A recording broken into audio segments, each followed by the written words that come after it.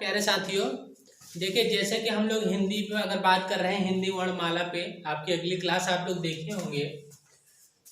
जैसे हिंदी में आपका वर्णमाला चल रहा है, तो वर्णमाला में देखिए आप एक बार रिवाइज कर लीजिए आप कि आपका अगली क्लास जो चली हुई थी, आपका क्या क्या आपको बताया गया है। ठीक है, तो देखिए अगली क्लास में सबसे पहले आपको बताया गया था वर्णमाला में वर्णों की संख्या बताई गई थी। तो देखो टोटल वर्णों की संख्या की अगर बात करें तो 52 होता है। ठीक है, उसके बाद आपको स्वर बताया गया था, स्वर की संख्या कितनी है। अगर स्वर और व्यंजन दो अलग अलग हैं, तो स्वरों की बात किया जाए तो स्वर आपको 11 बताए गए थे। जैसे अ आ ई उ ए ऐ ऐसे करके आपको पूरा 11 स्वर बताए गए थे। उसके बाद आपको 33 व्यंजन बताए गए थे, और उसके बाद आपको मात्रा के आधार पे आपको बताया गया, मात्रा के आधार पे स्वरों की संख्या 10 होती है। जैसे कि अ में कोई मात्रा नहीं होती, इसलिए मात्रा के आधार पे स्वरों की संख्या 10 बताई गई है। ठीक है, उसके बाद आपका अगर बात किया जाए स्वर, ठीक है, अगर स्वर की बात किया जाए, स्वर कहते किसे हैं आपको बताया गया। उसके बाद अगर स्वर के प्रकार की बात किया जाए तो देखिए जिह्वा या जिह्वा के स्थान, जिह्वा के आधार पर अगर बात किया जाए, स्वरों की बात किया गया था, तो जिह्वा स्थान के आधार पर स्वरों को 3 प्रकार से आपको बताया गया था। ठीक है, अग्र स्वर, मध्य स्वर और पश्च स्वर। अग्र स्वर में ई ए ऐ बताया गया था, मध्य स्वर में अ बताया गया था, और पश्च स्वर में आपका बताया गया था आ उ ओ औ। ठीक है, ये आपका जिह्वा के स्थान बताया गया। उच्चारण के आधार पे बताया गया था। देखिए उच्चारण के आधार पे आपको 3 तरह से बताया गया था।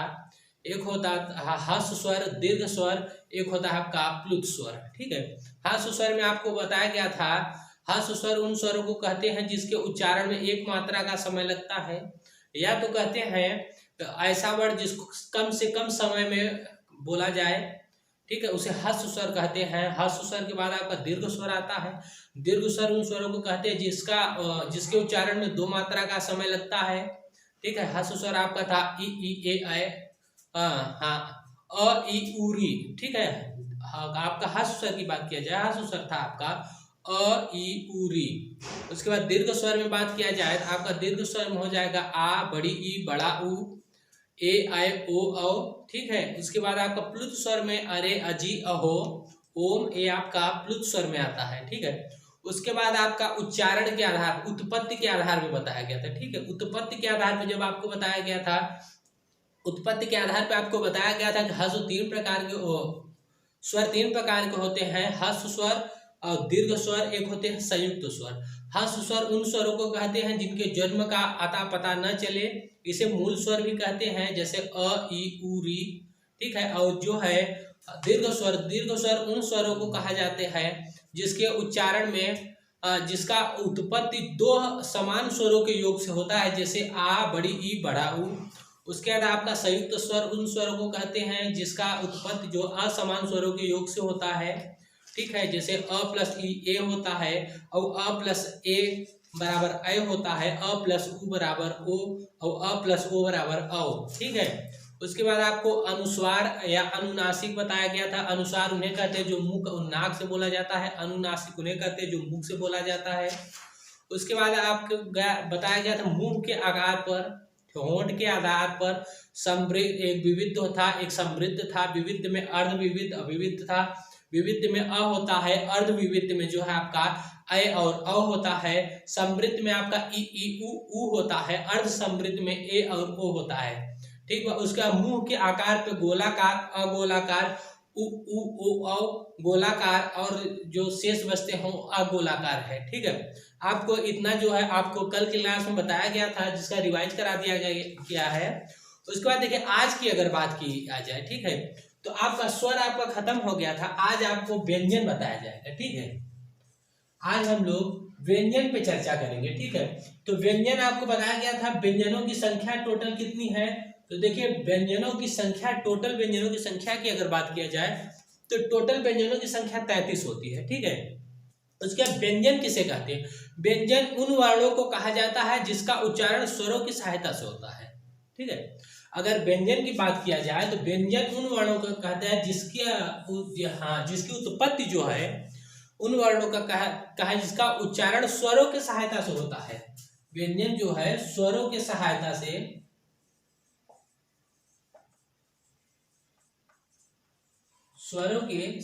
से जो है व्यंजन की उत्पत्ति होती है, या व्यंजन उन वर्णों को कहा जाता है जिसका उच्चारण स्वरों के सहायता से होता है। इनकी संख्या 33 होती है। देखिए व्यंजनों को अगर प्रकार में अगर हम लोग बांटते हैं तो व्यंजनों को तीन प्रकार में बांटेंगे। देखिए एक होता है हमारा स्पर्श व्यंजन, या उसे हम वर्गीय व्यंजन कहते हैं, ठीक है। उसके बाद आपका अंत्यस्थ हो जाएगा, अंत्यस्थ। उसके बाद आपका आ जाएगा ऊष्म व्यंजन, ठीक है। ऊष्म व्यंजन को संघर्षी व्यंजन भी कहते हैं। तो देखिए सबसे पहले हम लोग स्पर्श व्यंजनों की बात करेंगे, ठीक है। स्पर्श व्यंजन कहते किसे हैं? देखिए स्पर्श व्यंजन उन व्यंजनों को कहा जाता है जिसका उच्चारण करते वक्त हमारा जीभ जो है मुख के किसी न किसी भाग से स्पर्श करता है। स्पर्श व्यंजन उन व्यंजनों को कहा जाता है जिसका उच्चारण करते वक्त हमारा जो जीभ है वो मुख के किसी न किसी भाग से स्पर्श करता, उसे स्पर्श व्यंजन कहते हैं। इसे वर्गीय व्यंजन भी कहते हैं क्योंकि ये वर्गों में बटा हुआ है, ठीक है। इसे वर्गीय व्यंजन भी कहते हैं क्योंकि यह वर्गों में बटा हुआ है। वर्ग की बात किया जाए तो देखिए इसमें आपका एक होगा क वर्ग, एक आपका हो जाएगा क वर्ग। देखिए क वर्ग में आपका क्या आ जाएगा? अगर क वर्ग की बात किया जाए तो इसमें क्या आएंगे? देखिए आ जाएगा क आएगा, ख आ जाएगा, ग आ जाएगा, घ आ जाएगा, अंग आ जाएगा, ठीक है। उसके बाद क के बाद आपका आएगा च वर्ग। च वर्ग देखिए च वर्ग में क्या आ जाएगा? च आ जाएगा, च, छ, ज, झ, य। उसके बाद आपका ट वर्ग आ जाएगा, ट वर्ग में आ जाएगा ट, थ, ड, ढ, अड़। फिर त वर्ग आ जाएगा आपका त, थ, द, ध, न। फिर आपका आ जाएगा प वर्ग आ जाएगा प, फ, ब, भ, म, ठीक है। देखिए आपका इसी के वजह से इसे वर्गीय व्यंजन भी कहते हैं, स्पर्श व्यंजन या वर्गीय व्यंजन भी कहते हैं क्योंकि 5 वर्गों में, देखिए 5 वर्गों में बटा हुआ है, ठीक है। अगर इसमें अगर बात किया जाए, देखिए स्पर्श संघर्ष, अगर देखिए अगर आपकी बात किया जाए च, छ, ज, झ, इ, ठीक है। च, छ, ज, झ, इ को जो है स्पर्श संघर्षी व्यंजन कहते हैं।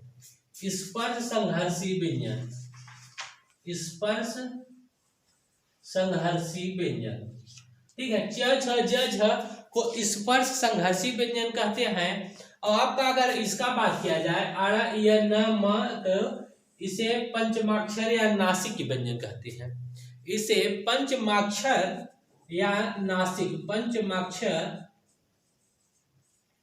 पंचमाक्षर या नासिक व्यंजन कहते हैं, ठीक है। अगर इसके उसके बाद अगर हम लोग बात किए जाए, देखिए वर्गीय व्यंजन आपको बता दिया गया। इसके बाद आपका आएगा अंत्यस्थ व्यंजन के बारे में बात करेंगे हम लोग, ठीक है। इसके बाद हम लोग अंत्यस्थ से मिटते हैं, अभी फिर लिखना पड़ेगा एक बार। हम लोग इसके बाद बात करेंगे अंत्यस्थ व्यंजन के बारे में।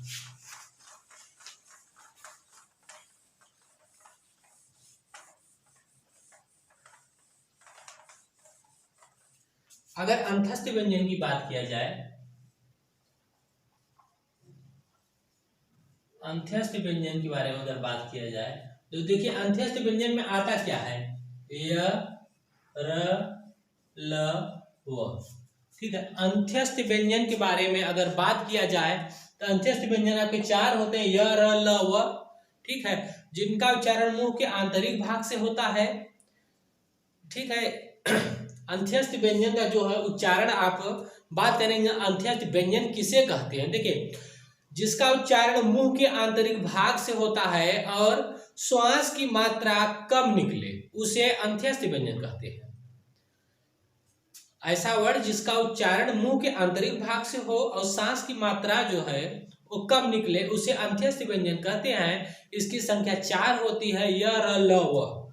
देखिए य और व को इसे अर्ध स्वर कहते हैं, इसे अर्ध स्वर कहते हैं। य और व को मतलब अर्ध स्वर कहते हैं। र, र को लुंठित या प्रकंपित वर्ण कहते हैं। लुंठित, लुंठित या प्रकंपित, लुंठित या प्रकंपित। ल को पार्श्विक वर्ण कहते हैं। ल को, ठीक है, पार्श्विक वर्ण कहते हैं। आपको देखिए लुंठित या प्रकंपित, जैसे हम लोग देखिए र कहते हैं ना, तो प्रकंपित होता है ना, लुंठित मतलब ऐसे मुड़ के कंपन करता है र, तो उसके वजह से लुंठित या प्रकंपित कहते हैं। य और व को अर्ध स्वर कहते हैं। और ल ल ल जब बोलते हैं हम लोग तो स्पर्श करता है, पार्श्विक, पास करता है, पार्श्विक वर्ण कहते हैं ल को, ठीक है। उसके उष्म संघर्षी व्यंजन की अगर बात किया जाए, ठीक है, अगर ये आपका अंत्यस्थ व्यंजन हो गया, उसके बाद उष्म संघर्षी व्यंजन की बात किया जाए, उष्म संघर्षी व्यंजन की बात किया जाए, देखिए उष्म संघर्षी व्यंजन में आपका क्या आ जाएगा, स स स ह, ठीक है, स स स ह, स स स स ह, ठीक है। आपका ये आपका उष्म संघर्षी व्यंजन में आता है, ठीक है। उष्म संघर्षी व्यंजन जिन वर्णों का उच्चारण करने पर वायु की मात्रा गर्म निकले या वायु संघर्ष करके बाहर निकले, जिन वर्णों का उच्चारण करते समय वायु की मात्रा जो है गर्म या संघर्ष करके बाहर निकले, उन्हीं वर्णों को उष्म संघर्षी व्यंजन कहते हैं। जैसे कहें स स स ह, ठीक है, स स स ह, ये आपका उष्म संघर्षी व्यंजन आते हैं। उसके बाद देखिए एक होता है आपका संयुक्त व्यंजन। संयुक्त व्यंजन आप देखे होंगे, संयुक्त व्यंजन कहते किसे हैं। संयुक्त व्यंजनों की बात किया जाए अगर, तो आपको छ त्र ज्ञ स संयुक्त व्यंजन है। छ त्र ज्ञ स आपके संयुक्त व्यंजन में आएंगे। तो छ जो है आपका, छ किस किस वर्ण से मिलकर बना है। आपका संयुक्त व्यंजन की अगर बात किया जाए, संयुक्त व्यंजन छ त्र ज्ञ उसके बाद स्र, ठीक है। आपका ये चार जो है ये आपके संयुक्त व्यंजन में आते हैं, ठीक है। अगर संयुक्त व्यंजन में आएंगे, देखिए छ की बात करेंगे तो आधा क प्लस खटकोड़वा स, त्र की बात करेंगे आधा त प्लस र, ज्ञ की बात आधा ज प्लस य, स की बात करेंगे आधा स प्लस र, स्र, ठीक है। ये आपका ये इन शब्दों से मिलकर बने हैं आपके संयुक्त व्यंजन, ठीक है। संयुक्त व्यंजन कभी कभी पूछ लेता है त्र से पहले कौन सा वर्ण आता है। आपके पेपर में ज्यादातर जैसे पूछेगा आपका कि स से पहले, स्र से पहले कौन सा वर्ण आता है, तो आप आंसर में आपका अगर ऑप्शन में क दिया है आप क को करेंगे, ठीक है। आपका जो क दिया रहेगा ऑप्शन में, आपका ऐसे करके दिया रहेगा पूरा क, या इसके बाद ऐसे करके दिया रहेगा आधा स पूरा स। तो देखिए आपको ये वाला क्लिक करना है जो आधा क है, ठीक है। उसके बाद ठीक है, अगर द्विगुण व्यंजन या उक्षिप्त व्यंजन की बात करें, द्विगुण व्यंजन या उक्षिप्त व्यंजन की बात किया जाए, इसके बाद देखिए द्विगुण व्यंजन या उक्षिप्त व्यंजन होते क्या है। व्यंजन वर्णों की तरह दूसरे रूप में के कारण द्विगुण कहते हैं, ठीक है। व्यंजन वर्णों के ही दूसरे रूप होने के कारण इसे इन्हें द्विगुण कहते हैं। जैसे कि आपका अड़ और ढ होता है, द्विगुण में, द्विगुण व्यंजन में आपका आ जाएगा अड़ अब आपका ढ, ठीक है। आपका अगर द्विगुण व्यंजन की बात करता है तो आपका ड़ और ढ जो आपके दो हैं ये आपके आ जाएंगे। इसके आगे हम लोग बात करेंगे,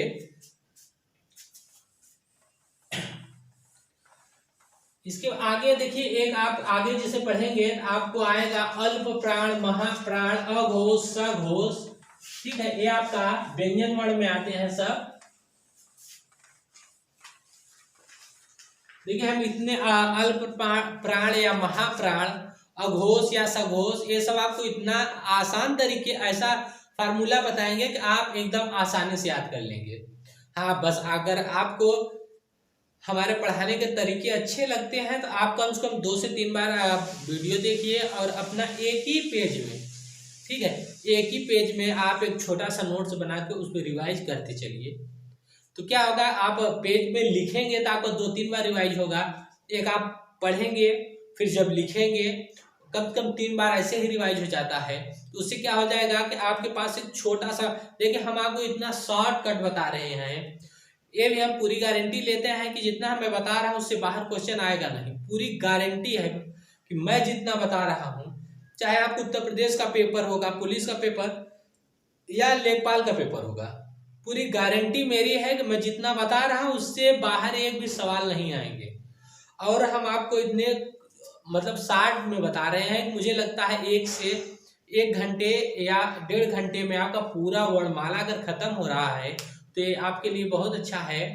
आप कहीं भी पढ़ रहे हो तो उससे दिक्कत नहीं है, पर आप अगर 2 बार 3 बार वीडियो को देखिए, ठीक है, और देखने के साथ साथ आप रिवाइज करते चलिए और एकदम कम समय में आपका अच्छा तैयारी हो जाएगा, ठीक है। उसके बाद अगर हम लोग देखिए बात किया जाए, अगर एक होता है अयोगवाह होते हैं, ठीक है, अयोगवाह की अगर बात किया जाए तो अयोगवाह में वे वर्ण जो न तो स्वर होते हैं और न ही व्यंजन होते हैं।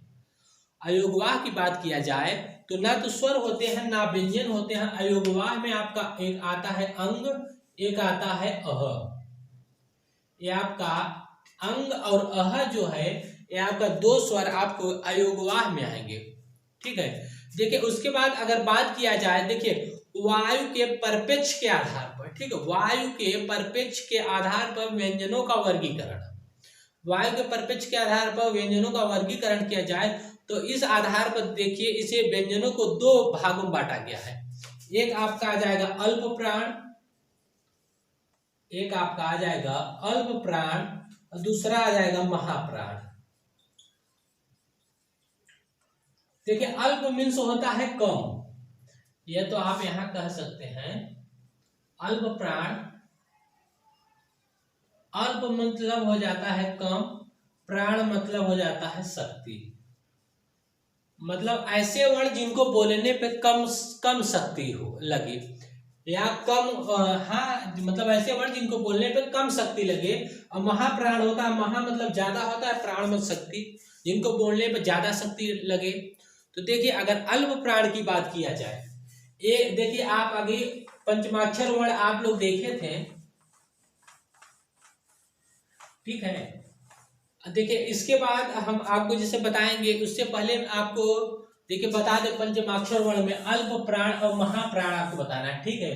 तो पहले आप इसे एक बार फिर से लिख लीजिए, क ख ग घ अंगा, च छ ज झ इया, ट ठ ड ढ अड़ा, त थ द ध न, प फ ब भ म। देखिए आपके पंचमाक्षर 5 वर्ण हो गए।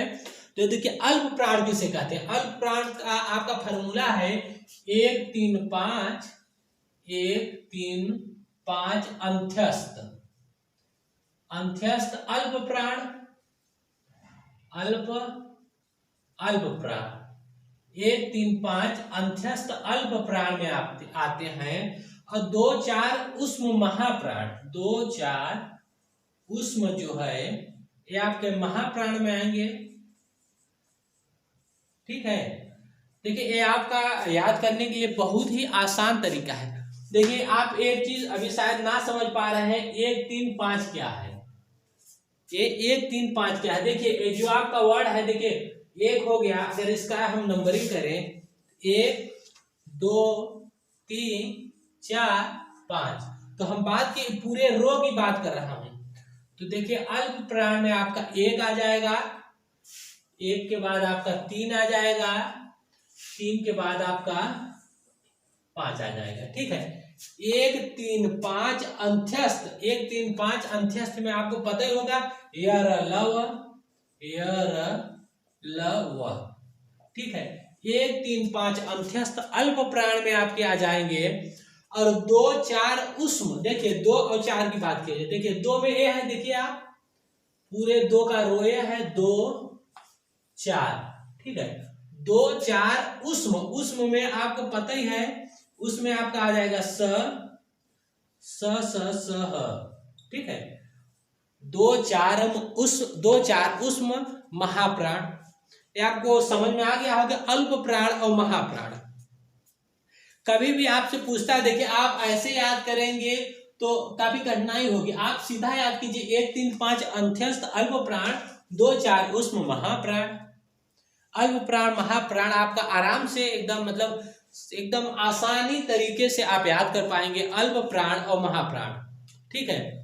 उसके बाद अगर बात किया जाए कि नाद या आधार पर, नाद के आधार पर वर्णों का वर्गीकरण अगर बात किया जाए, इसमें होता है नाद एवं नाद के अगर आधार पर बात किया जाए तो इसमें एक होता है अघोष, एक होता है सघोष। इसमें एक होगा अघोष, एक होता है आपका सघोष। तो देखिए उसमें भी आप देखिए अघोष सघोष भी आप याद करेंगे एकदम आसानी से। अघोष किसे कहते हैं, देखिए अघोष, अघोष की बात किया जाए 1 2 सकार, ठीक है, 1 2 सकार, 1 2 सकार। देखिए सकार का मतलब होता है तीनों स, तीनों स। 1 2 साकार अघोष, बाकी सघोष, ठीक है। अघोष सघोष अगर आपको जानना है तो 1 2 साकार, देखिए सकार का मतलब है आपका तीनों स, ठीक है। सकार का मतलब है आपका तीनों स। तो 1 2 सकार अघोष, बाकी सघोष। आपको याद ही नहीं करना है। अगर सघोष, देखिए एक अगर सघोष की बात किया जाए तो सघोष या घोष कहते हैं, इसे सघोष या घोष कहते हैं। अब देखिए इसमें भी 1 2 जो दिया गया है, 1 2 का मतलब आपका ये है, देखिए पहला रो ये हो गया 1 2 सकार अघोष और बाकी सघोष, ठीक है। 1 2 सकार अघोष और बाकी आपका सघोष हो गया, ठीक है।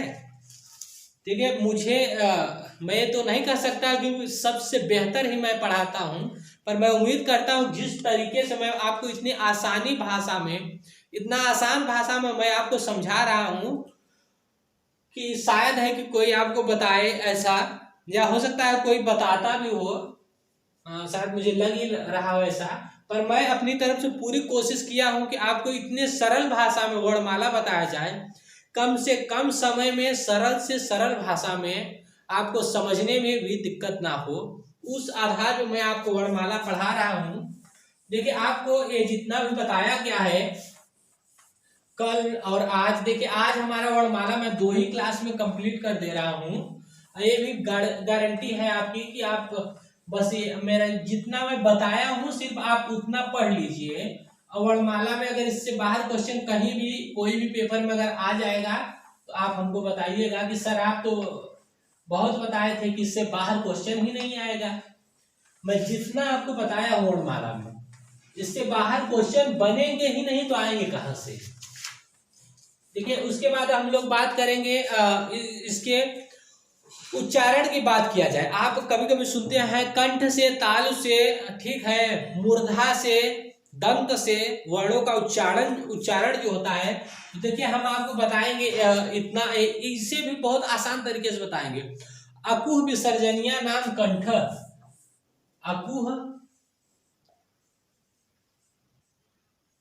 अकुह विसर्जनीय नाम,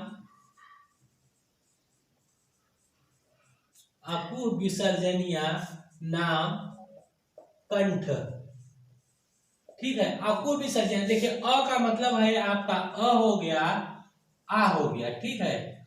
क में आ जाएगा आपका क, ख, ग, घ, अंग, अकुह, उसके बाद आ जाएगा ह।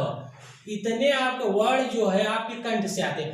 अकुह विसर्जनीय नाम कंठ, अकुह में आपका अ, आ, क, ख, ग, घ, अंगा औ ह। अकुह विसर्जनीय नाम कंठ, मतलब इतने वर्ण जो है आपके कंठ से आएंगे, ठीक है। उसके बाद अगर बात किया जाए इच यसा नाम तालु, इच यसा नाम, इच यसा नाम तालु, ठीक है। इच यसा नाम तालु को देखिए, ई से आपका हो जाएगा छोटी ई बड़ी ई, आपका च छ ज झ य और आपका य और स आ जाएगा, ठीक है। ये आपके कहां से है? तालु से। इच यसा नाम तालु, ठीक है। छोटी ई बड़ी ऊ, छोटी ई बड़ी ई, च छ ज झ य और स सिटी वाला स, ठीक है। इच यसा नाम तालु, ये आपके तालु से इतने वर्ण आएंगे, ई च छ ज झ य और स, ठीक है। आपको इसके बाद अगर हम लोग बात किया जाए, देखिए आप अगर शायद थोड़ा क्लास आपकी थोड़ी फास्ट चल रही है, अगर आप ना लिख पा रहे हो तो आप वीडियो रोक के और आप सुन के भी लिख सकते हैं, क्योंकि मैं थोड़ा सा फास्ट चल रहा हूँ टाइम का थोड़ा देखते हुए, ठीक है। आपका हो गया कंठ से, हो गया आपका हो गया तालु से, हो गया। अब किससे बात किया जाए? मूर्धा से, ठीक है। कंठ आपका हो गया इच यसा नाम तालु, अगर कंठ से तालु की बात किया, इच यसा नाम तालु हो गया। अब बात किया जाएगा मूर्धा से, ऋतु रसा नाम मूर्धा,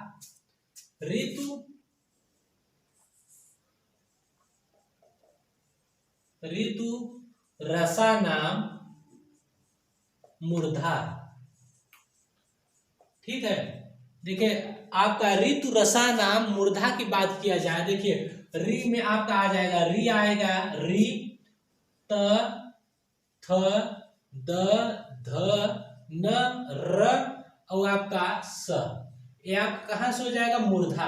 देखिए मूर्धा का मतलब समझते हैं, आपका जो जीभ हमारी मुड़ जाती है, र ट ठ ड ढ, ठीक है। अब जो आपका ये खटोड़ा वाला स है, इसमें भी होता है आपका मूर्धा में आएगा, ठीक है। री त थ द ध न, उसके बाद र और स, ये आपके इतने वर्ड जो है आपके मूर्धा में आएंगे। उसके बाद अगर हम लोग बात करेंगे दंत की बात किया जाएगा, दंत से कैसे आते हैं, ठीक है। दंत की बात होगा लितु लसा नाम दंत, लितु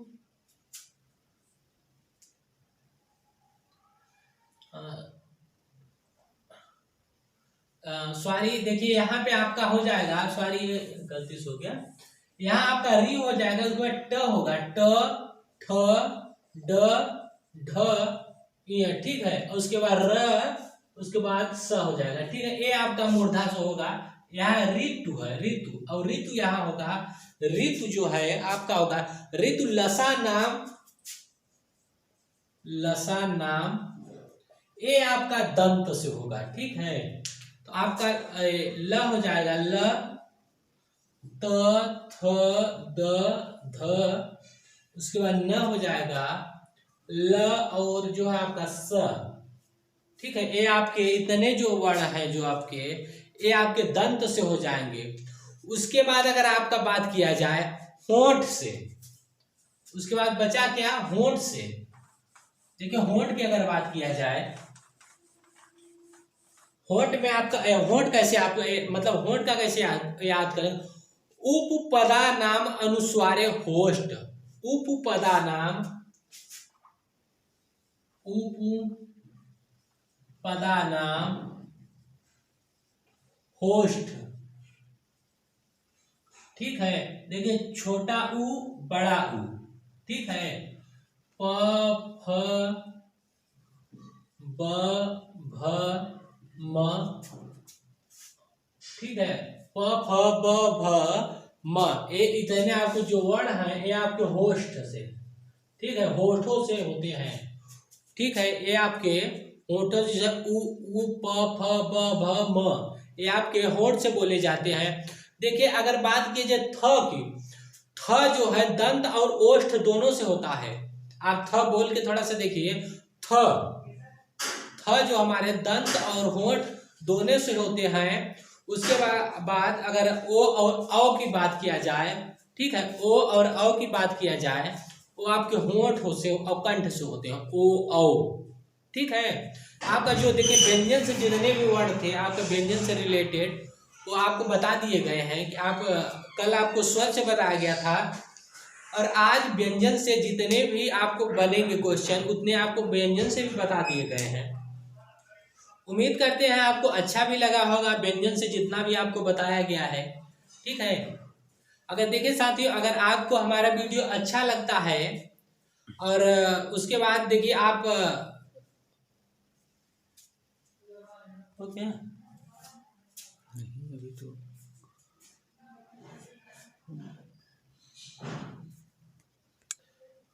ठीक है साथियों, अगर देखिए आपको अच्छा लगता है हमारा वीडियो तो आप देखिए शेयर कीजिए अपने साथियों को भी और हमारे चैनल को लाइक सब्सक्राइब और कमेंट जरूर कीजिए कि आप लोग कि आपको क्लासें कैसे लग रही हैं। ठीक है, क्योंकि आपका जो फीडबैक होगा, आपका जो सुझाव होगा आप कमेंट के थ्रू बताइए। देखिए आपको अगर लाइव क्लासेस अगर चाहिए आपको, ठीक है, आपको लाइव क्लासेस अगर चाहिए तो आप लोग कमेंट करके जरूर बताइए।